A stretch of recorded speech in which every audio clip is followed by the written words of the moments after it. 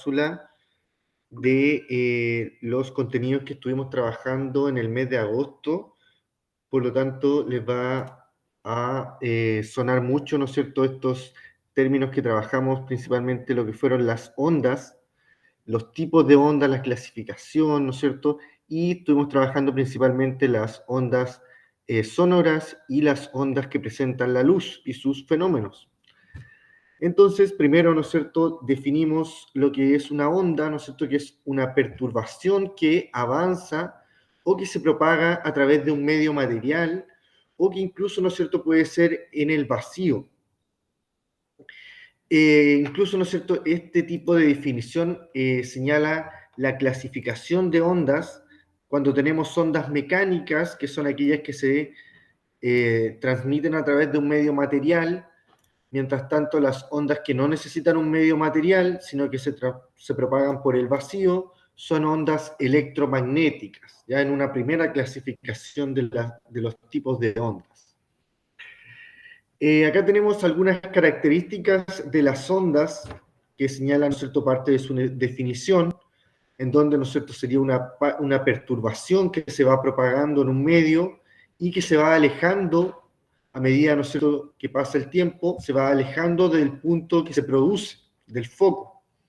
Al propagarse, las ondas producen una vibración que va a permitir, ¿no es cierto?, que se propague por el medio esta vibración. Esta vibración va a estar transportando energía, pero no transporta materia a través de ella.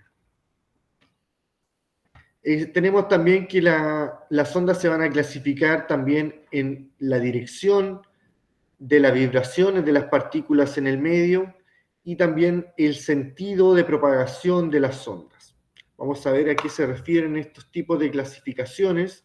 Habíamos señalado ya la clasificación según el medio en que se propagan, medio físico, material o en el vacío. Tenemos algunos ejemplos. Desde el punto de vista del sentido en el cual se propagan, o sea, de la dirección que digan, van a ser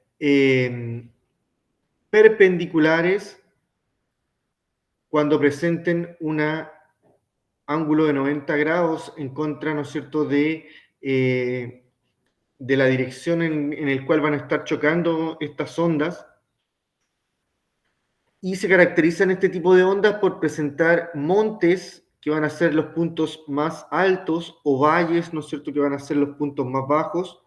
Por otra parte, cuando sean longitudinales, van a ser paralelas a la dirección de propagación, como puede ser, ¿no es cierto?, este resorte. Y acá tenemos, ¿no es cierto?, como las ondas sonoras son un ejemplo de ondas longitudinales.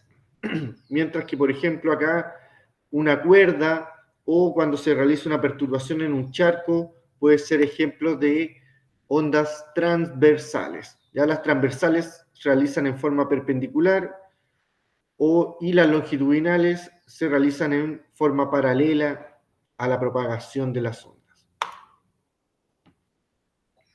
Y según el sentido de propagación, las ondas pueden ser viajeras o estacionarias. Las viajeras solamente van en un solo sentido, como pueden ser las olas del mar, y las estacionarias son aquellas que van en ambos sentidos y se propagan en doble sentido, ¿no es cierto? Ida y vuelta, como se puede estar generando también en esta danza de una cuerda que va en forma perpendicular. Tenemos algunos conceptos relacionados con las ondas, como son el pulso, que es una perturbación aislada y que no es periódica, ocurre solamente una vez. Y cuando tenemos un tren de ondas es cuando ocurren, ¿no es cierto?, perturbaciones consecutivas que van a generar, ¿no es cierto?, pulsos consecutivos. Además, tenemos que las ondas pueden ser generadas en diferentes dimensiones, como son, ¿no es cierto?, unidimensionales, como las ondas de cuerdas o los resortes, bidimensionales, como puede ser, ¿no es cierto?, golpear una superficie del agua, que puede estar generando una onda hacia arriba y también la onda del agua. Y las tridimensionales son aquellas que se propagan en tres dimensiones, como por ejemplo pueden ser las ondas del sonido y la luz.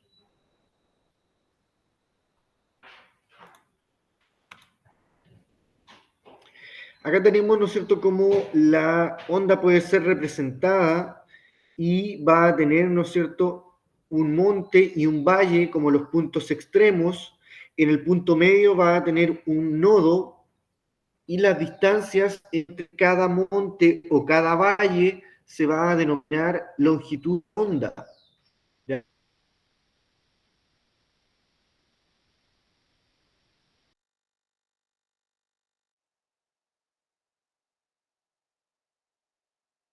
Y que coincide también con la amplitud, ¿ya? Aunque la elongación puede ser cualquier punto, la amplitud va a ser el punto máximo.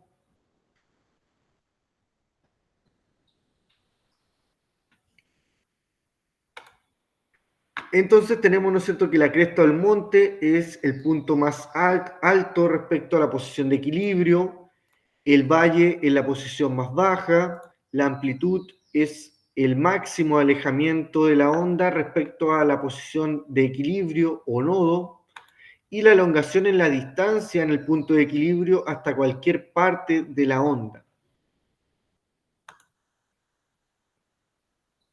Ya como las características de la representación de una onda.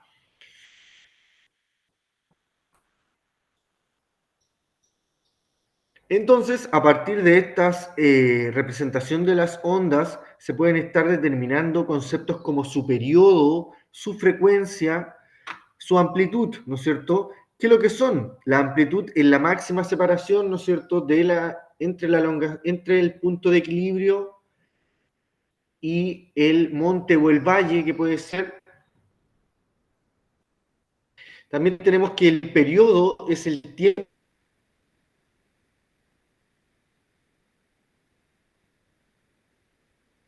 que se tarda en efectuarse una onda o una vibración completa. ¿Ya? Como ese tiempo se mide en segundos o se puede estar midiendo en segundos por ciclo.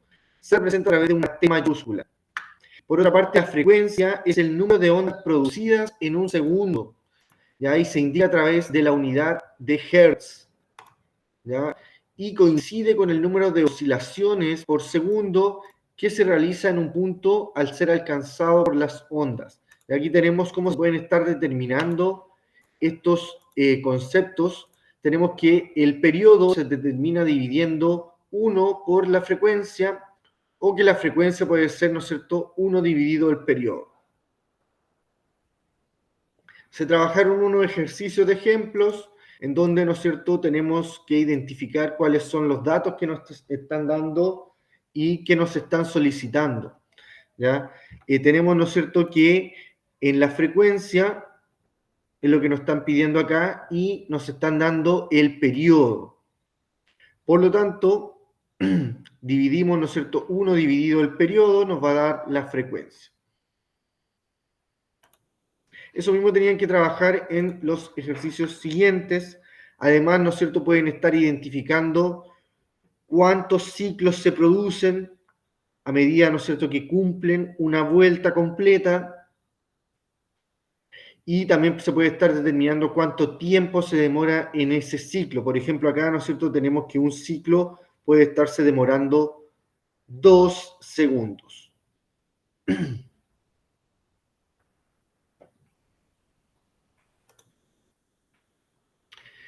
La longitud de la onda va a ser, ¿no es cierto?, la distancia entre dos montes o dos valles. Se podría determinar también a través de dos puntos de equilibrio. Y es la distancia entre dos máximos o compresiones consecutivos de una onda. En las ondas transversales, la longitud de onda corresponde a la distancia que existe en estas longitudes, ¿no es cierto? Se indica con la letra Y, lambda, que es esta que está acá, y se mide en metros. Como es una longitud, se mide en metros. Y se calcula dividiendo la velocidad de la onda dividido la frecuencia. ¿Ya? Entonces te pueden dar, ¿no es cierto?, cuál es la propagación de la onda, que sería esta velocidad, y nos piden calcular cuál es la longitud de la onda. ¿Ya? Entonces tenemos lo que es la propagación de la onda, la velocidad, y la frecuencia se había calculado, parece que en el ejercicio anterior, que nos daba 0,5 Hz, por lo tanto, es 3 dividido 0,5 me daría una longitud de onda de 6 metros.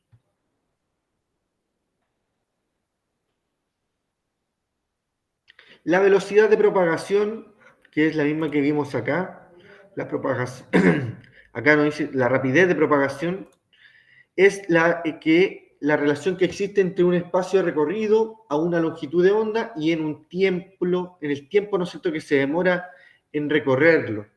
¿Ya? Siempre, ¿no es cierto?, que hablamos de velocidad, vamos a estar relacionando la distancia con el tiempo. Entonces, ¿cómo se determina la velocidad? A través de la división de lambda por el periodo o a través de la multiplicación entre lambda y la frecuencia.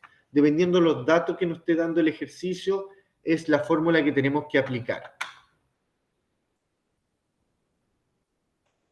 Acá tenemos algunos ejemplos ya trabajados, ¿no es cierto?, de cómo se pueden estar generando y trabajando estas fórmulas, ¿ya? Dice acá, el periodo de una onda es de 4 segundos y su longitud es de 12 metros. Por lo tanto, nos piden calcular la rapidez de propagación. Entonces, si nos dan el dato, ¿no es cierto?, de el periodo y la longitud de la onda, que es lambda, vamos a estar utilizando la primera fórmula. Por lo tanto, vamos a tener que dividir 12 dividido 4 y nos va a estar dando la velocidad de propagación. Y en este caso, ¿no es cierto?, en la representación de una onda, podemos estar determinando el número de oscilaciones o ciclos que se producen en esta representación, la distancia que van a tener estas, una onda, su amplitud está señalada, 3 metros, la frecuencia, ¿no es cierto?, acá también está calculada, 0,8 Hz, y el periodo también, ¿no es cierto?, 1,25 segundos. Ya este ejercicio lo trabajamos también en clases y hay que estar aplicando las fórmulas según, ¿no es cierto?, los datos que nos estén solicitando, o sea, dando. En el siguiente PPT, ¿no es cierto?, que trabajamos en ese momento, venía también lo que son las ondas sonoras y cómo se pueden estar clasificando y señalando sus principales fenómenos. El sonido es, ¿no es cierto?, parte importante de nuestro mundo y es una sensación que es captada por nuestro oído, ¿no es cierto?, a través de la audición. El sonido es una onda que se propaga por un medio sólido, líquido o gaseoso, cuyas partículas tienen esta capacidad vibratoria para poder transmitir una onda. Es una onda mecánica porque se transmite a través de un medio físico, ¿ya? Y es longitudinal y viajera, ¿ya? Que va, ¿no es cierto?, en ambos sentidos y que va en el mismo sentido paralelo, ¿no es cierto?, en el cual se produce la onda.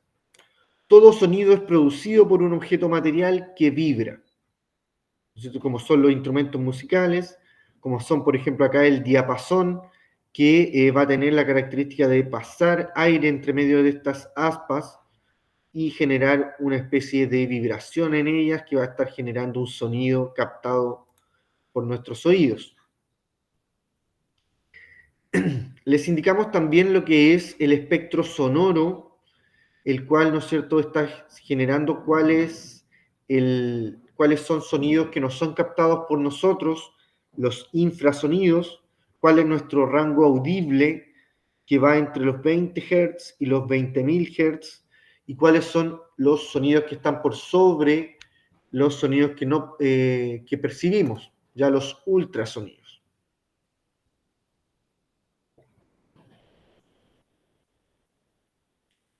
Las ondas sonoras, ¿no es cierto?, son aquellas que se propagan a través de este medio elástico y que se hallan dentro de intervalos de frecuencias audibles, ¿no es cierto?, que estuvimos señalando anteriormente. Las ondas sonoras en la atmósfera se originan siempre por el movimiento vibratorio de algún cuerpo en contacto con el aire.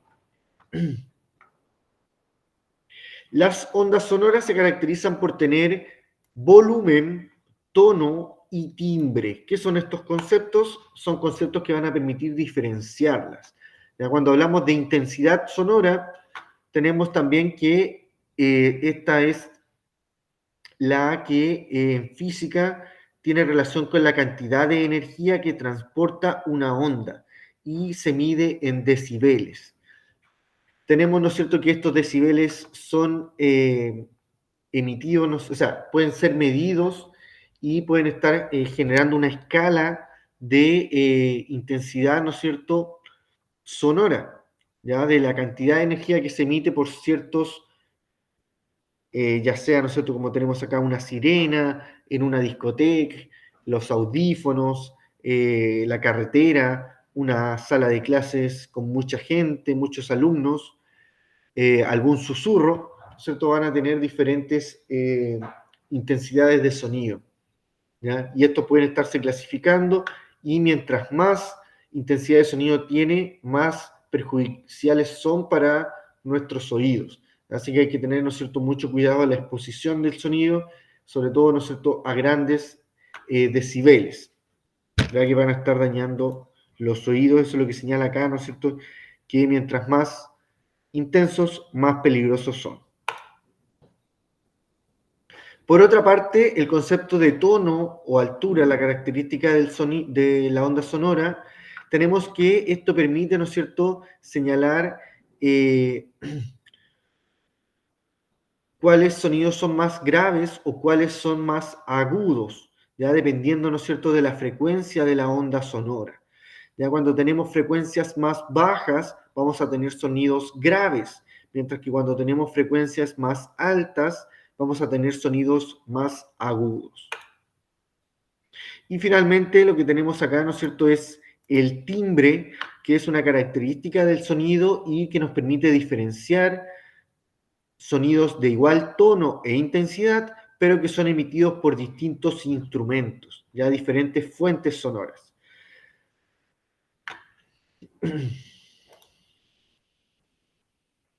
Entonces, por ejemplo, el timbre nos va a permitir diferenciar una misma nota generada por una guitarra o por un violín. La transmisión de las ondas sonoras dependen muchas veces, ¿no es cierto?, de las características del medio en el cual se propagan. Ya tenemos, ¿no es cierto?, que van a ir variando su rapidez según el medio en el cual se encuentran, ya que son, ¿no es cierto?, ondas mecánicas.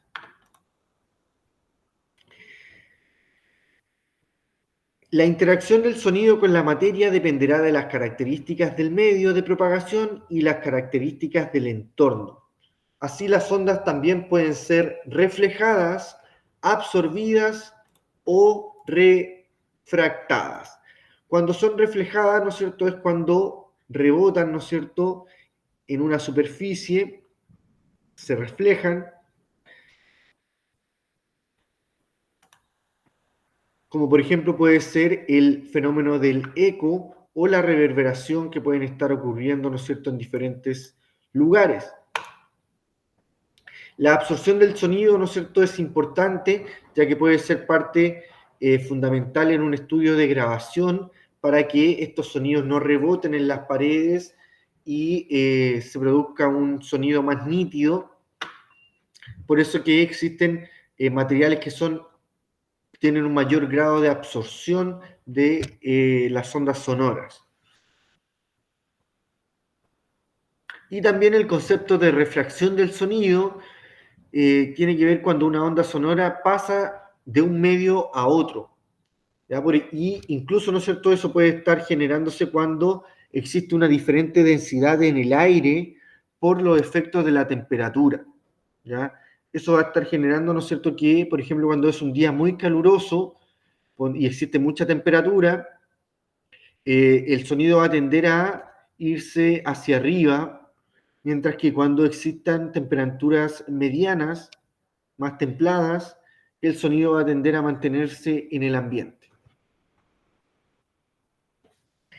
Y por último, el fenómeno de difracción es cuando a través de una rendija se produce un nuevo foco, una nueva onda expansiva. ¿No es cierto? Esto se produce muy común cuando ustedes pueden escuchar unas voces de otros lados, ¿no es cierto? Y eso es porque hay una puerta, una ventana abierta que permite esta onda que se perciba.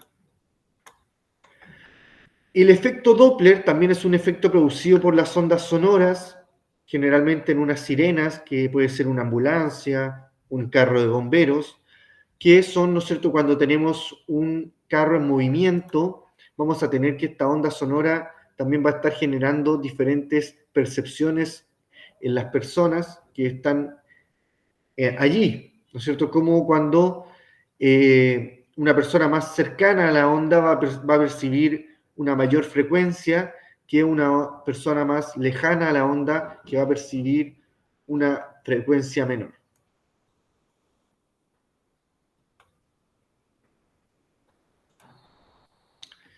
También tenemos, ¿no es cierto?, cómo son las resonancias acústicas, que es cuando ocurre una oscilación en un medio material y en algunos casos pueden estar generando, ¿no es cierto?, que se rompa este medio, como puede ser, ¿no es cierto?, con una voz se puede romper una copa o con el viento, ¿no es cierto?, se pueden estar rompiendo ciertas estructuras que entran en una resonancia acústica o en una onda continua.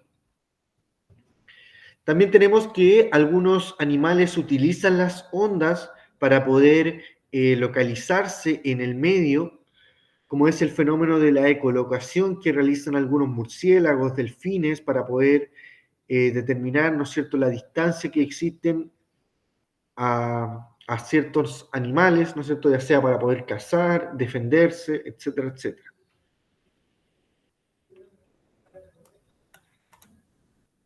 También las ondas sonoras son utilizadas para poder, ¿no es cierto?, determinar cómo va el nacimiento de un bebé, ¿no es cierto?, a través de la ecografía o a través de sonares que permiten determinar, ¿no es cierto?, cuáles son las características de una superficie marina.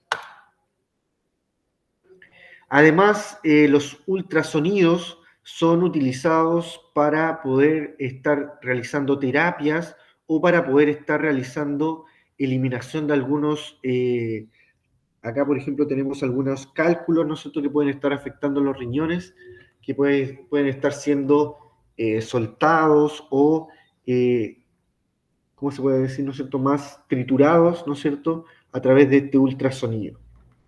Y así van a poder ser eliminados con mayor facilidad.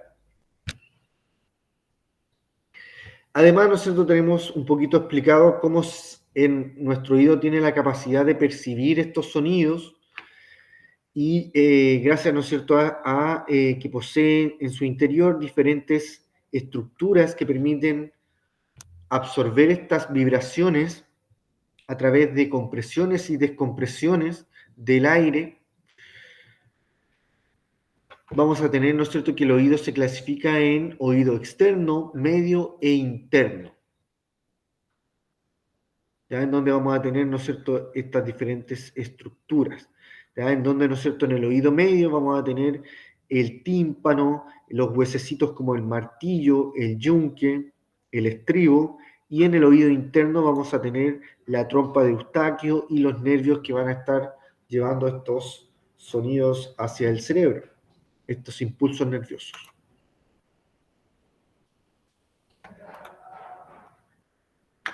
Acá tenemos, ¿no es cierto?, cómo a través del tímpano, ¿no es cierto?, va a ser el encargado de percibir y transformar estas vibraciones y ser conducidas posteriormente, ¿no es cierto?, hacia el cerebro.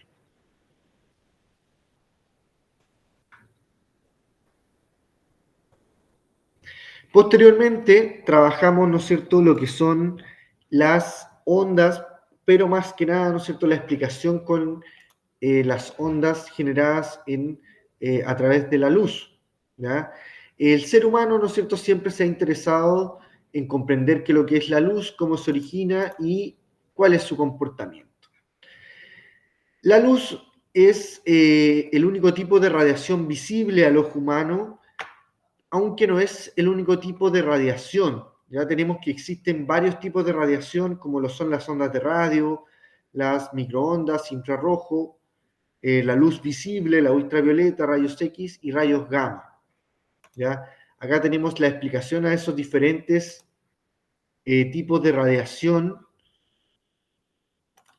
que nuestra humanidad, ¿no es cierto?, tienen diferentes aplicaciones, ¿cierto? Como puede ser la esterilización, los rayos X, lo que es la radiación ultravioleta, ¿no es cierto? Tenemos que protegernos de los rayos UV.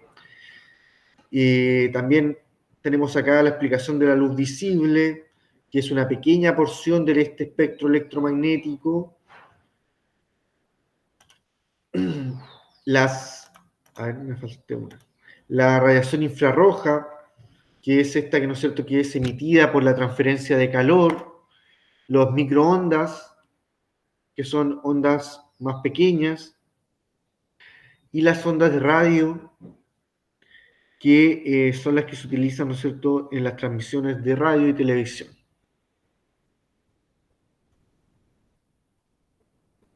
Referidos entonces al concepto de luz, tenemos, ¿no es cierto?, teorías. La teoría ondulatoria de Christian Huygens señala que la luz se propaga en línea recta y es señalada como un frente de ondas plano que viaja en trayectoria rectilínea, ¿ya? Además que produce el fenómeno de reflexión, y esto explicaría mediante un modelo matemático donde cada frente de ondas se comporta de manera equivalente a un rayo de luz.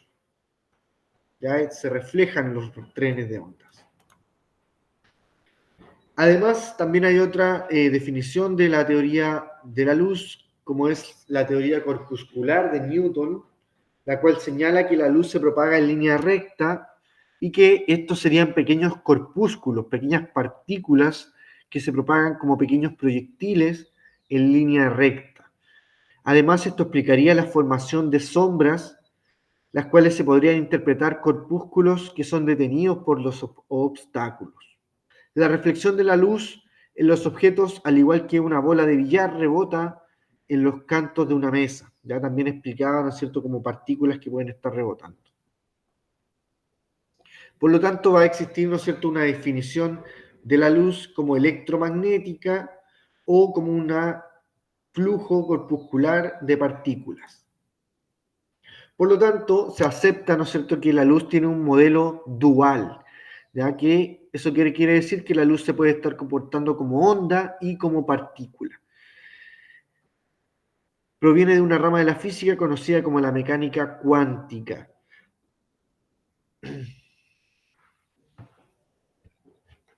Ya, esto señala, ¿no es cierto?, que principalmente tanto la luz puede estar siendo transmitida como una onda y que las partículas, ¿no es cierto?, pueden estar emitiendo luz a través de un fotón. Entonces, esto, ¿no es cierto?, va a estar explicando la formación de sombras, como lo es lo que se produce, ¿no es cierto?, en un eclipse, tanto de luz, o sea, de sol o de luna, ¿no es cierto?, que se producen cuando algún cuerpo se interpone entre la luz proveniente del sol. Tenemos entonces el eclipse solar, cuando se interpone la luna sobre la Tierra y el sol, y en un eclipse lunar, cuando se interpone la Tierra sobre la luna, por lo tanto no recibe la luz solar. La reflexión de la luz y la formación de imágenes ocurre cuando los rayos de luz inciden sobre una superficie y, ¿no es cierto?, de separación entre dos medios, ¿no es cierto?, y se devuelve, ya se refleja. El ángulo de incidencia de cada rayo luminoso es igual al ángulo de reflexión. Va a depender, ¿no es cierto?, de esta dirección en la cual provenga. Cuando es irregular, cuando la superficie es rugosa.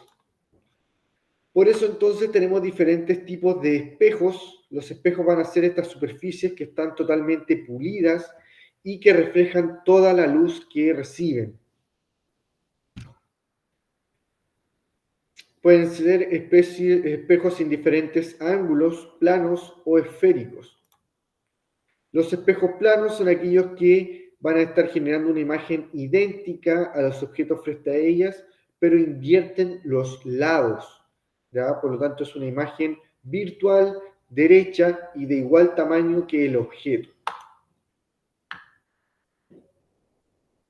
En un espejo vamos a tener elementos principales, como van a ser el centro de curvatura, el foco y el vértice, ¿no es cierto?, que va a estar señalando la curvatura también de los espejos. Cuando tenemos un espejo cóncavo, la imagen generada depende de la posición en la cual se encuentre el objeto. ¿Ya? Entonces vamos a tener de menor tamaño, de igual tamaño, de mayor tamaño, dependiendo en el lugar en el cual se encuentre.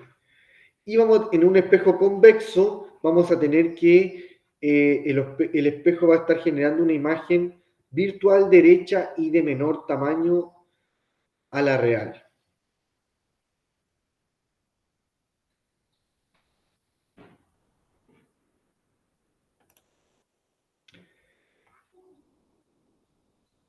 Por lo tanto, acá, ¿no es cierto?, tenemos como los espejos retrovisores van a ser de tipo convexos y van a permitir, ¿no es cierto?, ver a los objetos con mayor amplitud, ¿no es cierto?, pero con menor tamaño. Y por último, tenemos el PPT de la propiedad de la luz y la óptica de la visión.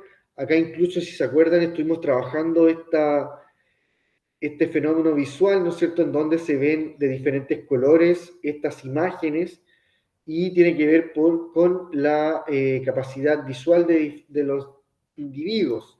¿Ya? Incluso acá, ¿no es cierto?, trabajamos cómo se produce el efecto visual en nuestros ojos. ¿Ya? Primero señalamos que lo que es el concepto de refracción de la luz, que es, ¿no es cierto?, cuando se cambia de dirección, o sea, de medio de propagación de la onda, y que, por ejemplo, ¿no es cierto?, va a estar influyendo en el cambio de densidad del medio. También vamos a tener índices de refracciones en los distintos medios, como el agua, el aire, el alcohol, tienen diferentes índices de refracción. Cambios en la velocidad de propagación de la luz. Tenemos que existen fenómenos causados por la refracción de la luz, como puede ser, ¿no es cierto?, un quiebre aparente del lápiz al pasar de un medio de propagación de aire, vidrio y agua, o también, ¿no es cierto?, los espejismos.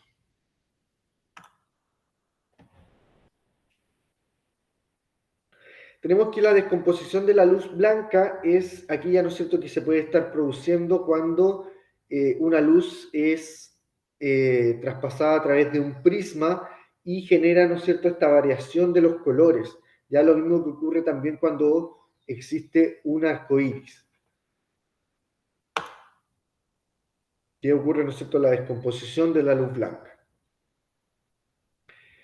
O por otra parte puede existir, ¿no es cierto?, la absorción de la luz, y esto va a estar permitiendo que se generen los colores.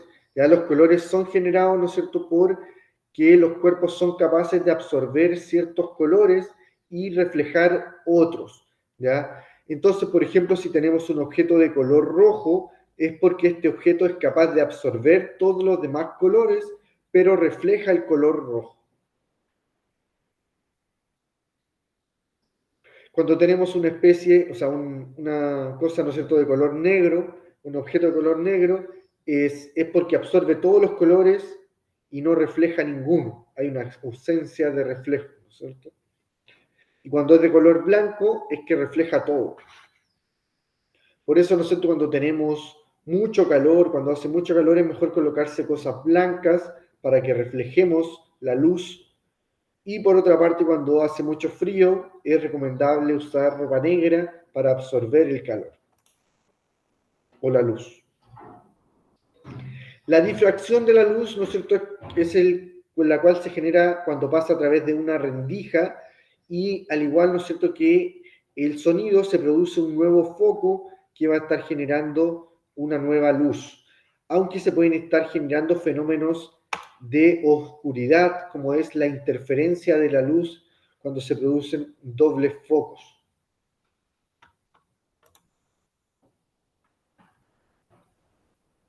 ¿Qué es lo que tenemos acá?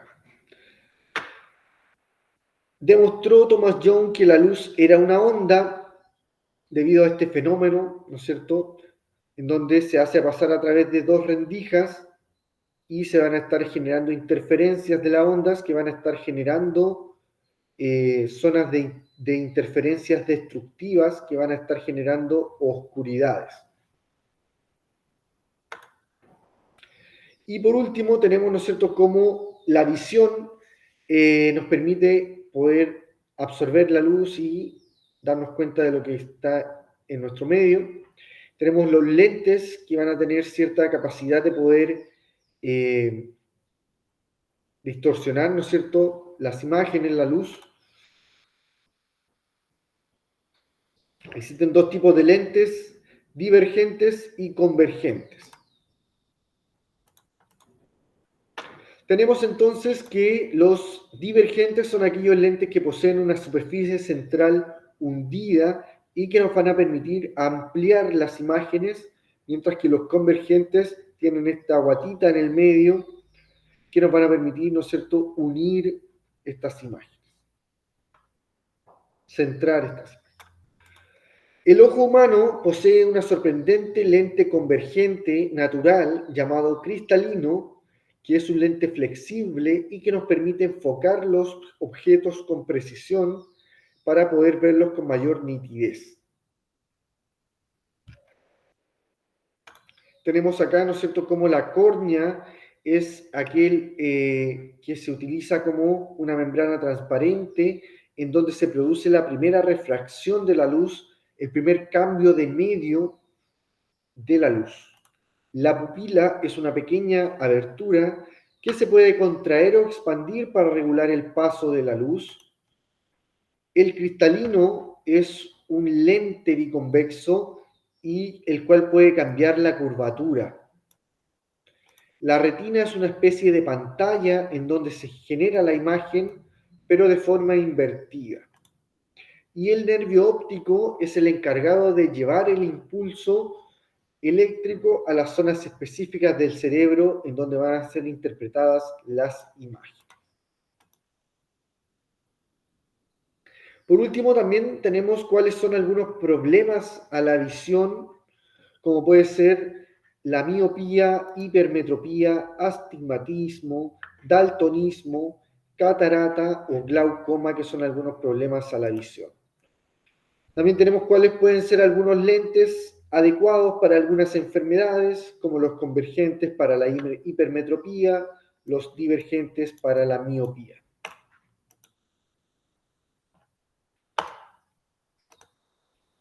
Con eso terminamos, chiquillos, con respecto, ¿no es cierto?, a esta última cápsula, que era principalmente referida a la unidad de ondas, en donde, ¿no es cierto?, trabajamos las ondas del sonido y las ondas de la luz.